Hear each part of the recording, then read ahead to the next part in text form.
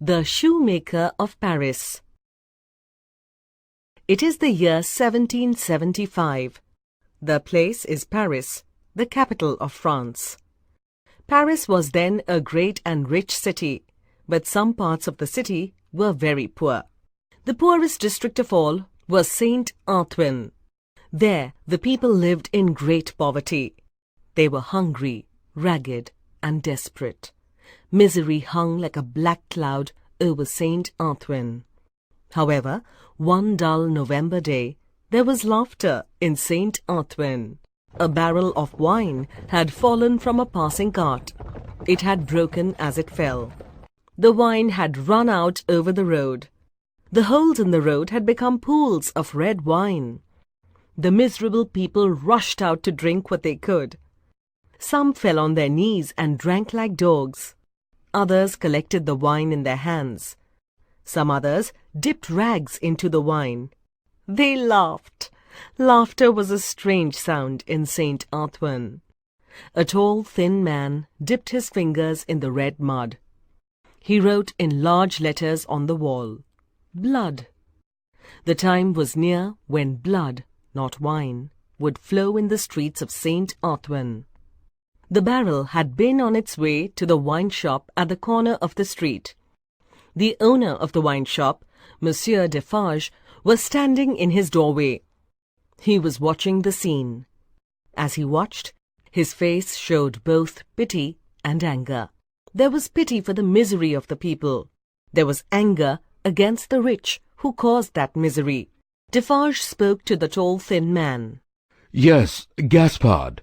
Soon the time will come for blood. Soon. Very soon." Defarge went inside his wine shop. Madame Defarge was sitting in her usual place behind the counter. As usual, she was knitting. Madame Defarge, like her husband, was about 30 years of age. Both were rather stout. The faces of both showed great strength of character. When Madame Defarge saw her husband, she gave a little cough. Then she looked towards the corner of the shop.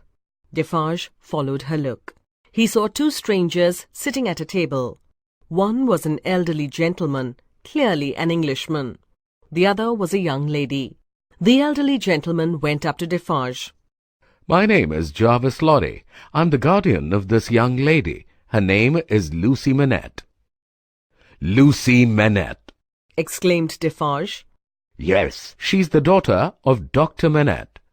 Defarge went down on one knee. He kissed the hand of the young lady with great respect. Defarge had been the servant of Lucy's father, Dr. Manette.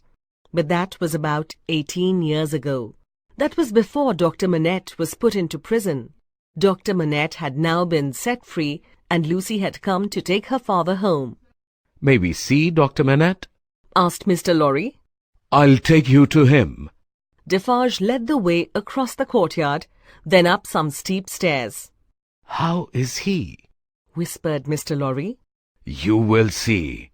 Is he much changed?" "Changed? You won't know him." Before they reached the top of the stairs, Defarge took a key out of his pocket. "Is he locked in?" "Yes. He's frightened if the door is not locked. He's lived so long like that." Mr. Lorry and Defarge were talking in whispers. Lucy, who was behind them, could not hear what they were saying, but her face was pale and she was trembling. Mr. Lorry turned round. "Be brave, Lucy," he said. "Think how happy your father will be when he sees you." They reached the top of the stairs. 3 men were standing by a door, looking through the cracks in it. "Is that Dr. Manette's room?" asked Mr. Lorry in an angry tone. The men went away when they saw Defarge and the 2 strangers. "Are you making a public show of the doctor?" whispered Mr. Lorry angrily. "I'll let a few friends of mine see him. It's a lesson for them." Defarge answered calmly. Then he added, "You're English. You can't understand how things are here." Defarge unlocked the door of the doctor's room. He went in. Mr. Lorry stood with Lucy in the doorway. There was little light in the room. Come in," called Defarge. Lucy stood there, trembling like a leaf. "I'm afraid," she said. Oh, I feel so afraid. Mr. Lorry took her arm and led her inside the room. At the far end, a man was bending low over a shoemaker's bench. His back was towards the door. His face was turned towards the light coming from a tiny window. His long hair was snow white. His clothes hung like rags from his thin shoulders.